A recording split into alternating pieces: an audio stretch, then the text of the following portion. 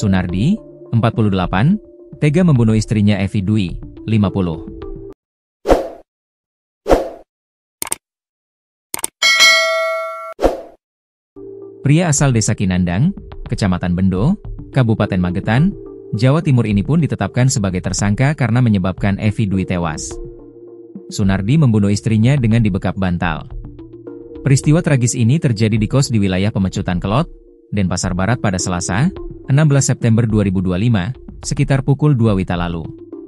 Kasih Humas Polresta Denpasar, Kompol Iketut Sukadi menjelaskan aksi kekerasan hingga menyebabkan nyawa melayang ini dilakukan Sunardi karena depresi mengurus istrinya yang menderita penyakit stroke. Tersangka Sunardi merasa cepek dan lelah mengurus istrinya yang menderita penyakit stroke, ungkap Kompol Sukadi, pada Senin 13 Oktober 2025. Sebelumnya Sunardi sempat berniat untuk bunuh diri, terbesit jika dia mati siapa yang akan mengurus istrinya? Akhirnya tersangka mengambil keputusan untuk membunuh istrinya terlebih dahulu. Setelah istrinya tewas, baru kemudian tersangka percobaan bunuh diri, jelasnya. Lanjutnya, Evi dibunuh dengan dibekap bantal saat sedang tertidur, menekan dengan keras hingga kehabisan napas. Sesaat sebelum istrinya tewas, Sunardi sempat mengatakan dirinya ingin mati tetapi mengajak istrinya mati juga. Tersangka membekap wajah istrinya dengan bantal yang berada di samping kiri istrinya, ditekan dengan keras dengan kedua tangan, bebernya. Saat itu, korban perempuan kelahiran Surakarta sempat memberontak dengan menarik dan berusaha melepas bekapan bantal tersebut. Korban dibekap dengan durasi selama 15 menit hingga tidak lagi bergerak. Setelah membekap Evi Dwi hingga tewas, Sunardi melakukan percobaan mengakhiri hidupnya. Sunardi dengan sengaja meminum 2 gelas campuran cairan obat pemutih dan pembersih lantai yang sudah disiapkan. Sunardi juga menyayat pergelangan tangan kirinya dengan menggunakan pisau dapur hingga berdarah-darah, namun upaya bunuh diri tersebut tidak berhasil, ungkap Kompol Sukadi.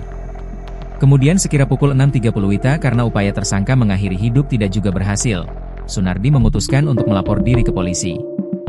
Ia juga mengaku dirinya salah jika telah membunuh istrinya.